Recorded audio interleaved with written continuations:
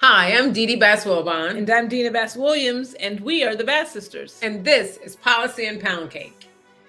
So, it's hot. It is hot. Finally, I love the heat. She does love Bring the it heat. on. I like the heat. And we haven't had a lot of humidity, so that's been good. I like the heat and the humidity. I don't. I really don't. Bring it on. Oh boy. Okay. Well, we are getting into lacrosse club season is among us, and I will be on the road to every place there's a lacrosse game coming up in the next couple of weeks. And we are getting into summer yard gardening season, and my hydrangeas from last year survived. Woo! Good. Okay. But today we have a great show for you. We are so excited. We have a conversation coming up with Congressman Gus Bilirakis. I like his name. I know, Bilirakis. We like to call him No Fuss Gus. Actually, the reason we love this congressman so much is because he is a get it done, no nonsense. You don't hear about all, he just gets He's not done. all this. He's not all this. He don't talk about it. He be about it. He be about it. He's action. So we're excited to have him on the show today. Yes. So here we go with Congressman Gus Bilirakis. Congressman Bilirakis, thank you so much for joining us today. We really do appreciate it. And we're just excited to have you on Policy and Pound Cake to talk about this Disinformation Board. Dina and I here at Bass Public Affairs, we value free speech. That's something that's very important and very dear to us, free speech. And you and your colleagues, you've been on the front line of protecting free speech. And so first of all, thank you so much for that. Truly, thank you for that. But for our listeners who may have heard of this Disinformation Board and they're not really sure what it is, what it was, can you tell us what the Disinformation Board was? And they there's a pause on it, and maybe it's because we were proactive. Some of the members of Congress, the chairman she's a ranking member now. She'll be chairman, hopefully, we hope and pray, next year, Kathy McMorris Rogers, and Paul Villada and myself wrote a letter to some of these companies, but we've been talking about this Disinformation Board for quite some time under Homeland Security, and we're not very happy because we need to protect free speech in this country, and they live by the Constitution, and this does not do that. So we feel that there are political angles there. HHS has so many responsibilities, and the secretary is not doing his job, in my opinion.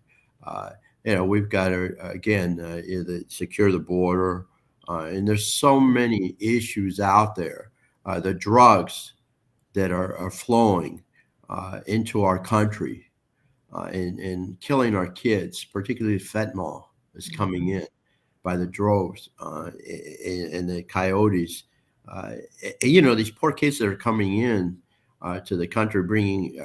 I've seen them. I've been to the border and I looked into their eyes, and they're very sad because they're away from their families, their nuclear families. So this Disinformation Board, I think, is kind of a distraction, and I feel that they have a political motive, and that is to shut down the conservative viewpoint, and we're not going to let that happen.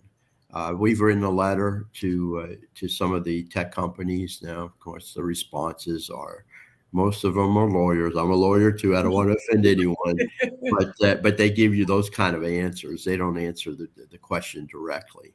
But look and see where they give their political contributions to. So it's something that's really dangerous, this Disinformation Board. I mean, who's going to make that decision?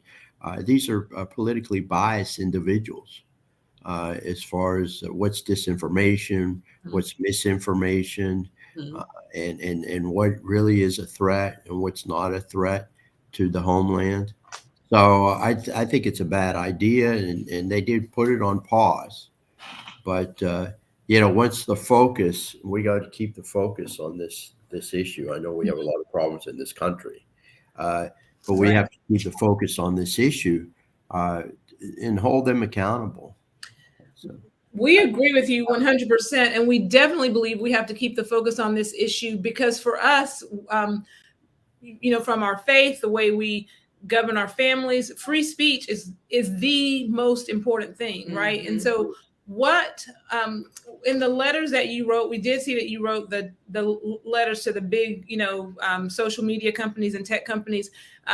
Didi and I feel like there is an anti-conservative algorithm on some of these sites, and we don't want to sound paranoid, but no, you're not sounding paranoid. So you're right on target. You're right on target.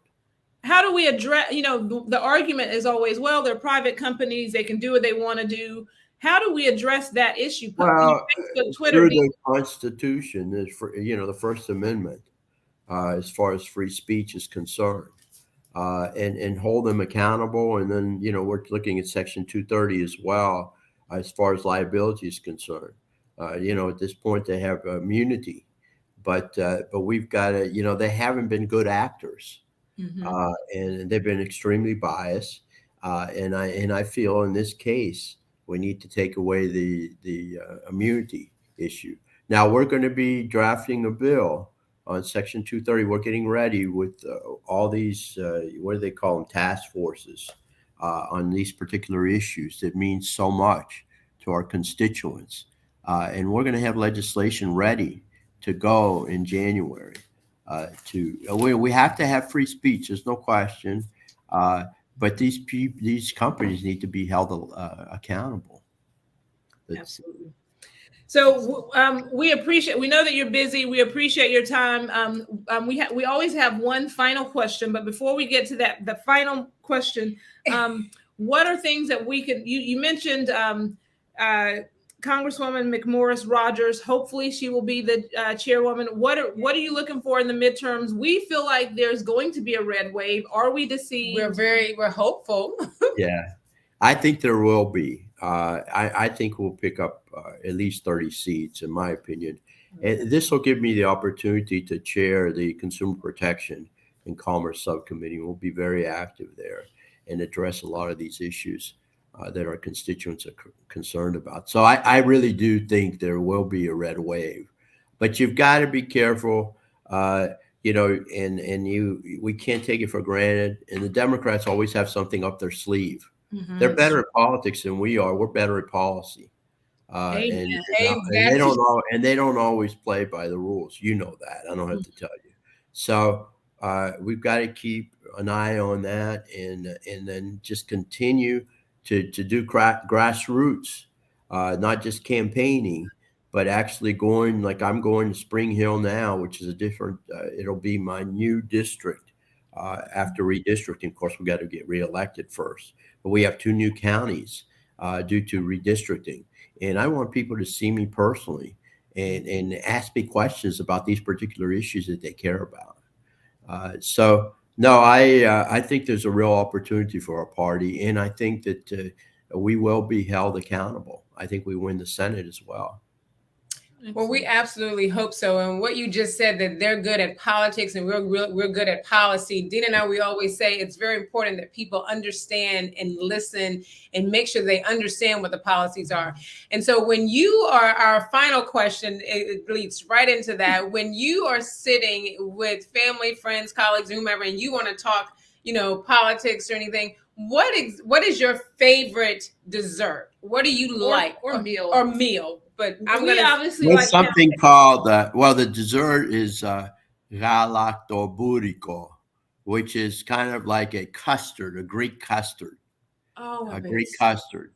So yeah, I do love seafood. There's no question as far as the meal is concerned. I was in Crystal River last night, a new part of our district. Will be if we get reelected, and I had fried oysters. And they were delicious, and hush puppies. But it's not. You got to be careful. We love hush puppies. Yeah. Pronounce that dessert again. Galaktobouriko. So it's actually gala is milk in Greek, and then butter, milk and butter. So She's going to. You can't have too much of it. You can't have too much of it. She's gonna try to make that and try to have it for you next time you come to DC. So yeah. Write it down. You have a little. You probably have something to go by, don't you? Yes, I do. Yeah. Very good. A recipe book or what have you. Yes. Okay, great. Galactoburico. They use it with a G. So okay. In English, it's a G. Galo. No. GALABOURIKO. Okay. We're gonna look for it. We're gonna bring your team, your wonderful team, and your amazing chief of staff, Liz. We always have to give a shout out to Liz. We're gonna bring you some of this. And if not, we'll do our best to I love your program. I love your podcast. Thank you so much. Yeah, it's wonderful. I mean, you got it. I've always thought about doing something like that, politics and sports, but you do it with the food, and that's a great I guess it's pound cake, right? Pound cake, absolutely. Yeah. I think it's a wonderful idea. Thank you so much. Thank you. Take care. Anytime you need me, let me know, please. We'll definitely have you back. We want to, especially in January when that. Absolutely, we get to work. Absolutely. Yeah. Thank you so much. Care. Nice to see you. Bye. Bye.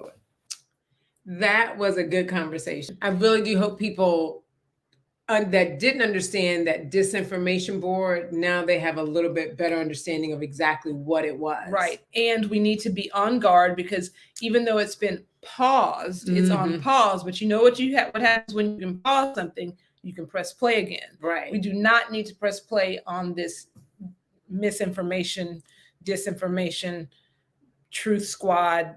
No, illegal suppression of people's voices squad. Freedom of speech is what it's all about. Absolutely. The marketplace of ideas exactly is best when there are more ideas in the marketplace. Exactly. And when you have freedom of speech, it's not as though you're trying to change someone, but everyone should have an opportunity to say what their thoughts are. Again, the marketplace of ideas. Right. And if the ideas offend you, then we have the freedom to turn off the TV, to turn, click away from Facebook. But the most dangerous thing in a democracy or a republic, as we have, is when you shut off voices. Is when you shut off voices, right? And so we fight for your right to say things that are offensive, that are true, that are weird. We fight for your right to say it because we always want to be able to say it ourselves. Exactly. Like we always want to be able to tell what we know is true, which is that Jesus is Lord. And what he was saying about policy is very important. And even though when you're speaking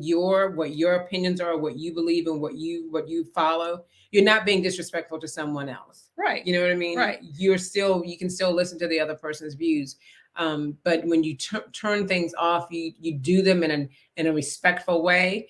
Or you tune someone out, you do it in a respectful way. You're not name calling and all that stuff. So it was a good show.